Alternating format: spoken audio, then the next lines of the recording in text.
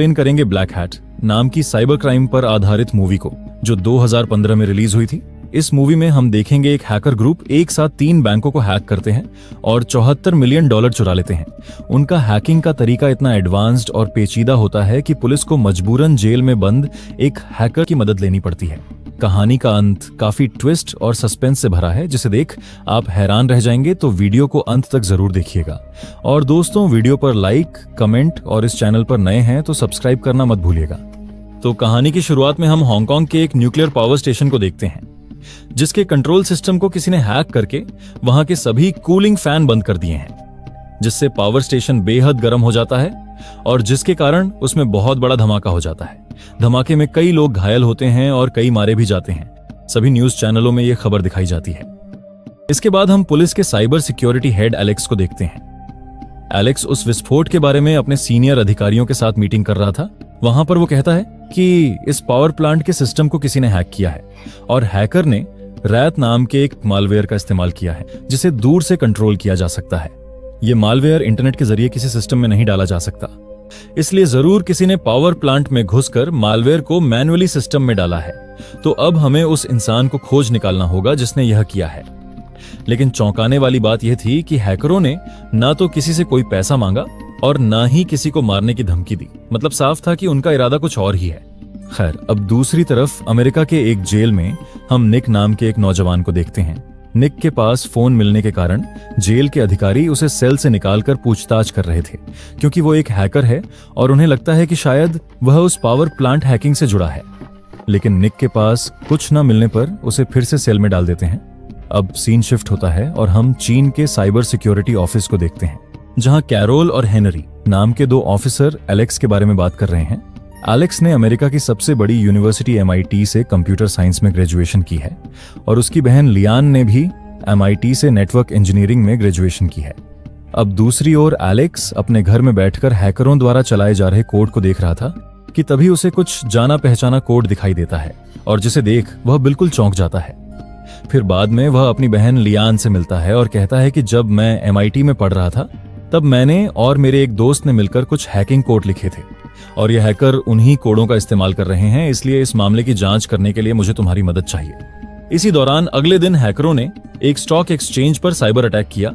फिर अगले दिन साइबर सिक्योरिटी ऑफिस में एक मीटिंग के दौरान डैनियल नाम के एक शख्स स्टॉक एक्सचेंज पर साइबर अटैक के बारे में सबको बताता है कि अटैक में 2 तरह के कोड इस्तेमाल किया गया है। पहले किसी ने सिस्टम में रैत मालवेयर पुश किया, उसके बाद आगे चलकर उसी रैत के माध्यम से पेलोड नाम का एक और मालवेयर डाला गया। कोड देखकर ऐसा लगता है कि दोनों कोड 2 अलग अलग लोगों ने लिखे हैं। तब एलेक्स कार्ल और गेनरी को अलग कमरे में ले जाकर कहता है कि हैकरों ने हैक करने के लिए मेरे लिखे कोड का इस्तेमाल किया है।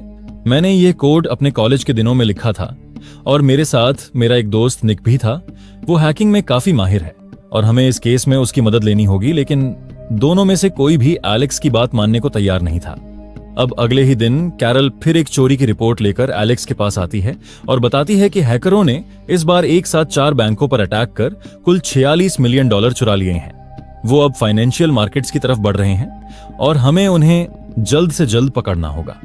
एलेक्स फिर से अपने दोस्त निक का जिक्र करता है, लेकिन इस बार कैरल उसकी बात मान लेती है और निक को लाने के लिए आदमी भेज देती है। लेकिन निक उनके साथ काम करने से पहले एक शर्त रखता है। वो कहता है कि मैं तुम लोगों के साथ काम करूंगा, लेकिन बदले में मेरी सारी सजाएं माफ कर मुझे जेल से रिहा करना होगा। तब उस आदमी ने जवाब दिया कि अगर तुम हैकरों को पकड़ोगे तभी तुम्हारी शर्त मानी जाएगी। इसके बाद निक जेल के बाहर एलेक्स और कैरल से मिलता है। एलेक्स के साथ उसकी बहन लियान भी वहां मौजूद होती है। जब वह लोग प्लेन से चाइना वापस जा रहे थे तब एलेक्स निक को हैकरों द्वारा इस्तेमाल किया गया कोड दिखाता है। लेकिन निक के हाथों में लैपटॉप देखकर कैरल थोड़ी चिढ़ जाती है, क्योंकि वह अभी भी निक पर भरोसा नहीं कर पा रही थी। लेकिन एलेक्स और लियान के समझाने पर वह मान जाती हैं। इसके बाद निक उस स्टॉक एक्सचेंज के सर्वरों को देखने के बाद हैकरों के कोड को एनालाइज करता है। फिर वह बताता है कि किसी ने यहां आकर फिजिकली रैत मालवेयर डाला है और फिर उसी के जरिए सिस्टम में दूसरा वायरस डाला गया है। यह सुनकर कैरल वहां के स्टाफ से पूछती है कि क्या किसी ने हाल ही में कंपनी छोड़ी है। तब उन्हें पता चलता है अलोंजो नाम का एक आदमी हाल ही में कंपनी छोड़ी है और उसके पास सिस्टम का एक्सेस भी था। यह सुनकर निक समझ जाता है कि अलोंजो ने ही वहां वायरस डाला है। निक हेनरी से अलोंजो के बारे में और जानकारी निकालता है, निक सबको बताता है कि ये हैकर बाकी लोगों की तरह पैसे के लिए हैकिंग नहीं कर रहे हैं। उनका मकसद कुछ और है। हमें जितनी जल्दी हो सके अलोंजो से मिलकर उससे जानकारी निकालनी होगी। फिर निक, एलेक्स और लियान को साथ लेकर अलोंजो के घर पर जाते हैं, लेकिन वहां पहुंचकर वह लोग देखते हैं कि अलोंजो की मौत हो चुकी है। उसके घर की तलाशी लेने पर उन्हें वहां पर कई हैकिंग टूल्स मिलती हैं। अलोंजो के कंप्यूटर की जांच करने पर निक देखता है कि वो किसी के साथ चैटिंग कर रहा था। अब निक अलोंजो की आईडी से उस शख्स को मैसेज भेजता है और एक रेस्टोरेंट में मिलने के लिए बुलाता है। दूसरी ओर कैरल और एलेक्स उस स्टॉक एक्सचेंज के एक बड़े अधिकारी गैरी से मिलते हैं। कैरल कहती है कि तुम्हारी एक्सचेंज में जो लोग ट्रेडिंग कर रहे हैं उनकी सारी डेटा हमें चाहिए, हम देखेंगे क्या इससे कोई सुराग मिल सकता है। लेकिन गैरी डेटा देने से इनकार कर देता है। तब कैरल उसके कुछ पुराने करतूत दुनिया के सामने लाने की बात कहती है। तब आखिरकार गैरी मजबूरन उन्हें डेटा देने को राजी हो जाता है। इस बीच निक और लियान उस रेस्टोरेंट पर बैठकर इंतजार कर रहे थे जहां उन्हें चैटिंग के दौरान मिलने के लिए बुलाया गया था। लियान निक से पूछती है कि तुम आखिर जेल में क्यों थे। निक बताता है कि बैंक के सिस्टम को हैक करके वह पैसे चुराया करता था, लेकिन एक दिन वो पकड़ा गया और उसे 13 साल की सजा सुनाई गई। बातों बातों में निक महसूस करता है कि वो दोनों काफी देर से वहां बैठे हैं, लेकिन अभी तक कोई उनसे मिलने नहीं आया। यह देखकर उसे शक होता है। वह रेस्टोरेंट के पीछे के केबिन में जाकर देखता है कि वहां एक मोशन सेंसिंग कैमरा मॉनिटर लगा है। निक समझ जाता है कि हैकर्स वाकई यहां आए थे और उन्होंने काफी समय से निक पर नजर रखी हुई थी। निक वहां मौजूद कंप्यूटर से हैकर से बात करता है, लेकिन हैकर उसे गाली देकर लाइन डिस्कनेक्ट कर देता है। फिर निक लियान के साथ वहां से निकलने की कोशिश करता है। तभी कुछ लोग रेस्टोरेंट में घुसकर उस पर हमला कर देते हैं, लेकिन निक सभी को मारकर लियान को लेकर वहां से निकल आता है। खैर, अब दूसरी ओर कैरल और एलेक्स स्टॉक एक्सचेंज के क्लाइंट्स का डेटा चेक कर रहे होते हैं। तब वो देखते हैं कि एक ही समय तीनों बैंकों में कुल $74 मिलियन ट्रांसफर किए गए हैं और वे तीनों बैंक हांगकांग में स्थित हैं।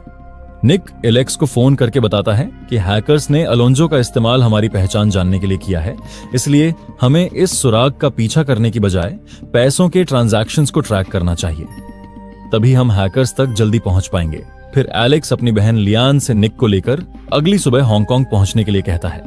अगली सुबह निक और लियान हांगकांग जाने की तैयारी करते हैं, लेकिन अगले ही दिन वहां एक और न्यूक्लियर पावर प्लांट में धमाका हो जाता है। एलेक्स और उसकी टीम वहां पहुंचने के बाद पावर प्लांट के स्टाफ से पूछताछ करते हैं कि जब हैकर ने सिस्टम हैक कर प्लांट में ब्लास्ट कराया तो क्या उन्होंने किसी तरह का डिमांड या पैसे की मांग की थी। तब स्टाफ ने मना कर दिया। लियान कहती है कि जब कोई मशीन अचानक ऑफ हो जाती है तो वह इंस्टेंट मेमोरी हार्ड ड्राइव में सेव कर लेती है। अगर उसे चेक किया जाए तो हो सकता है हैकर का असली आईपी मिल जाए।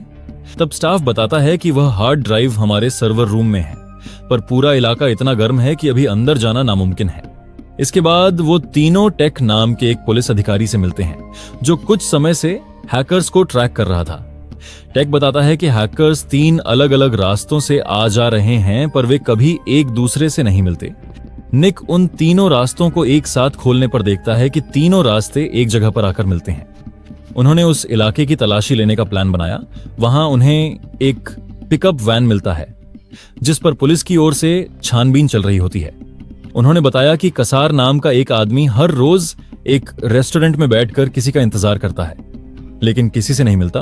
वह किसी को मैसेज करता है और वहां से चला जाता है।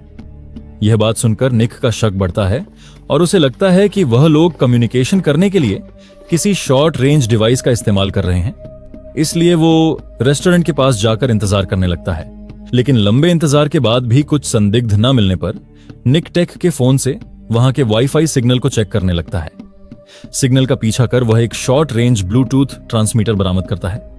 वैन में लौटकर निक बताता है कि कासार रेस्टोरेंट में बैठकर किसी को मैसेज नहीं भेजता, बल्कि वह ब्लूटूथ ट्रांसमीटर में कोड डालता था और जब उसकी टीम के लोग उस ब्लूटूथ ट्रांसमीटर के पास से गुजरते थे तब वो लोग कोड रिसीव कर लेते थे और उसी कोड के अंदर उनके लिए मैसेज छिपा होता था। अब कैरल कासर को पकड़कर उसके जरिए बाकी लोगों तक पहुंचने की बात कहती है, पर एलेक्स कहता है कि पकड़े जाने पर भी वह कुछ नहीं बोलेगा, बेहतर होगा हम उसे फॉलो करते रहें। वक्त आने पर उससे सभी जानकारी निकाली जा सकेगी। अगली सुबह पुलिस की एक यूनिट छत से कासर पर निगरानी रखती है, पर कसार को उनकी मौजूदगी का पता चल जाता है और वो वहां से भाग निकलता है। दूसरी ओर एलेक्स की टीम हांगकांग में उन 3 बैंकों पर निगरानी रखता है और देखता है कि उसी समय तीनों बैंकों से पैसे ट्रांसफर हो रही है।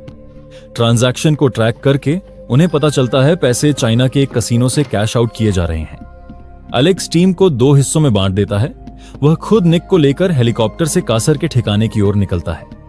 पुलिस की टीम को कसार के ठिकाने पर पहुंचने पर पता चलता है कि वो वहां से भाग निकला है। तलाशी के दौरान वे एक सुरंग पाते हैं और उसे पकड़ने के लिए एक टीम सुरंग में उतरती है। दूसरी तरफ एलेक्स और निक दूसरी टीम के साथ सुरंग के एग्जिट पॉइंट पर पहुंचते हैं। सुरंग के भीतर कसार और उसकी टीम लोगों को मारकर बाहर निकलते हैं। एलेक्स की टीम उन पर गोली चलाने लगती है। तभी गोलीबारी के बीच टेक को एक गोली लगती है और वह वहीं गिर जाता है। कसार पीछे हटते हुए एक स्पीड बोट लेकर पानी के रास्ते भाग जाता है और समुद्र में जाकर पैसों से भरे बैग एक कार्गो शिप को दे देता है। इस ओर हांगकांग के उस पावर प्लांट से एलेक्स को कॉल आता है। वो एलेक्स से कहते हैं कि अब हमारा सर्वर रूम पहले से काफी ठंडा हो चुका है, अब चाहो तो अंदर जाकर हार्ड ड्राइव निकाल सकते हो। फिर एलेक्स अपनी टीम को लेकर वहां पहुंचता है। वो जब सूट पहनकर अंदर जाने की तैयारी कर रहे थे, तभी एक स्टाफ उन्हें चेतावनी देता है कि अंदर का तापमान अभी भी बहुत ज्यादा है, तुम लोग 8 मिनट से ज्यादा अंदर नहीं रह पाओगे, इसलिए जल्दी काम करके निकल आना। एलेक्स और निक अपने साथ एक स्टाफ को भी ले जाते हैं, लेकिन जैसे ही वे सर्वर रूम में दाखिल होते हैं, गर्मी बर्दाश्त न कर पाने की वजह से वह स्टाफ बेहोश हो जाता है। निक फौरन एलेक्स से कहता है कि तुम इसे लेकर बाहर निकलो, मैं हार्ड ड्राइव निकाल लाता हूं। फिर वह वहां रखे एक कुल्हाड़ी से सर्वर का स्टोरेज तोड़कर फाइनली हार्ड डिस्क निकाल लाता है। रिकवर किए गए हार्ड ड्राइव को चेक करने पर पता चलता है कि रेडिएशन के कारण उसमें मौजूद आधा डेटा खराब हो चुका है। वो चाहकर भी उसे पूरी तरह रिकवर नहीं कर सकते। तब निक कैरल से कहता है कि जब मैं बैंक हैक करता था तो मैं अपना कोड हमेशा डिलीट कर देता था, तो तुम लोगों ने कैसे मेरा कोड रिकवर किया था?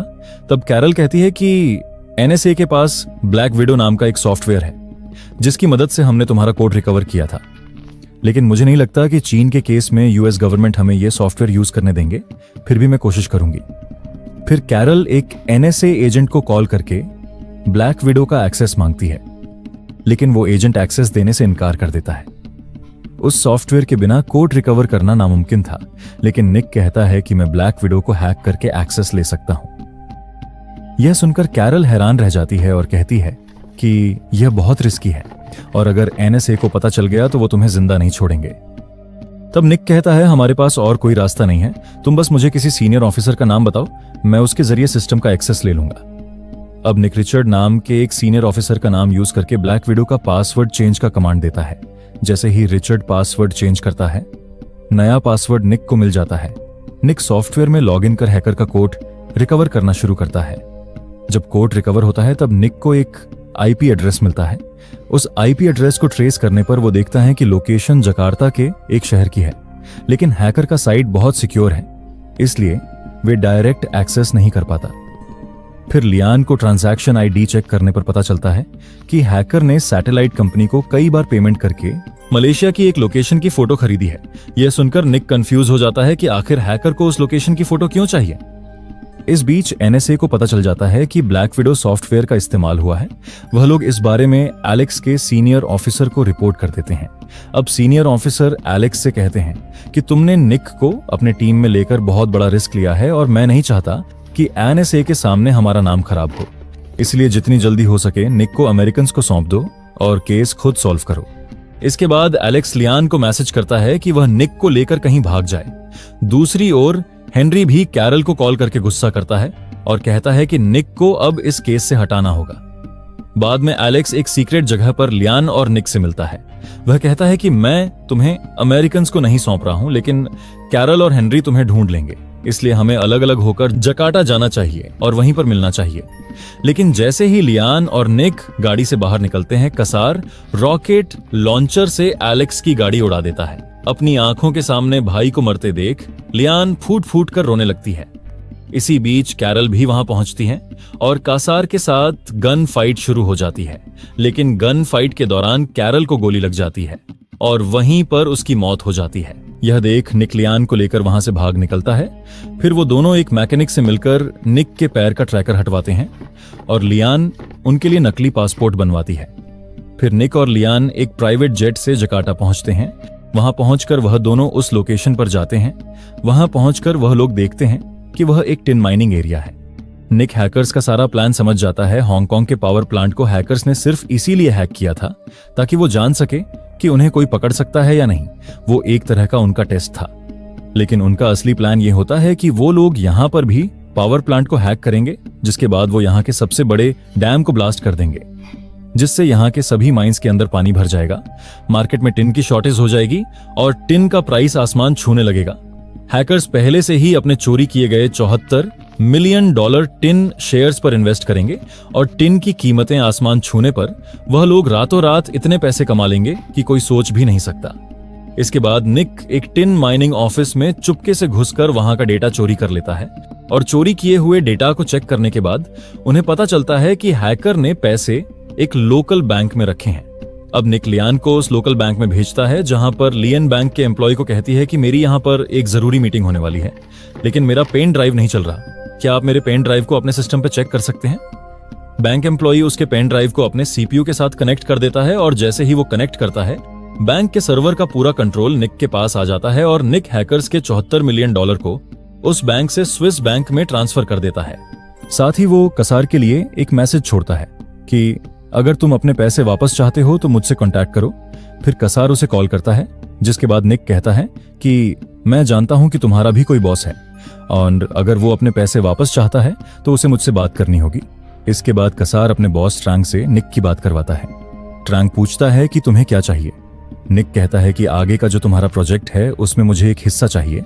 तब ट्रैंक कहता है ठीक है, मैं तुम्हें हिस्सा देने के लिए तैयार हूं, लेकिन सबसे पहले मैं तुमसे मिलना चाहता हूं। निक भी उससे मिलने के लिए तैयार हो जाता है। निक को अच्छी तरह से पता था कि ट्रैंक कोई हिस्सा नहीं देने वाला, बल्कि वो उसे डबल क्रॉस करेगा, इसलिए वो पूरी तैयारी के साथ वहां पर जाता है। वहां पहुंचने के बाद निक को कसार गन पॉइंट पर ले लेता है। कसार ने एलेक्स को मारा था, जो कि उसका बहुत अच्छा दोस्त था, इसीलिए उसकी मौत का बदला लेने के लिए निक उसे मार देता है। इसके बाद निक पर अंधाधुंध फायरिंग होती है, उसे गोलियां लग भी जाती हैं, लेकिन उसने बुलेट प्रूफ जैकेट पहना था, इसलिए वो बच जाता है। वहां पर वो लगभग सभी को मार देता है, लेकिन तभी उसके सामने ट्रैंग आ जाता है, जो कि उन सबका बॉस है। वो निक को जख्मी कर देता है। दोनों के बीच लड़ाई होती है, लेकिन निक उसे मारकर वहां से निकलने में कामयाब हो जाता है। फिर निक लियन के पास पहुंचता है, जिससे वो प्यार करता है। लियन उसके जख्मों का ट्रीटमेंट करती है। इसके बाद दोनों उस देश को छोड़कर किसी अनजान जगह की ओर निकल जाते हैं, जहां उन्हें पुलिस नहीं ढूंढ सकती। साथ ही उसके पास हैकर्स के $74 मिलियन हैं, जो उसने अपने स्विस बैंक के अकाउंट में ट्रांसफर कर दिए थे, जिसका मतलब यह है कि उसके पास अब जिंदगी में किसी चीज की कमी नहीं है। और इसी के साथ कहानी यहीं पर खत्म हो जाती है। जुड़े रहने के लिए धन्यवाद। अगर आपको वीडियो अच्छी लगी हो तो लाइक, शेयर और नए हैं तो सब्सक्राइब करना ना भूले। मिलते हैं अगली बार और एक रोमांचक कहानी के साथ।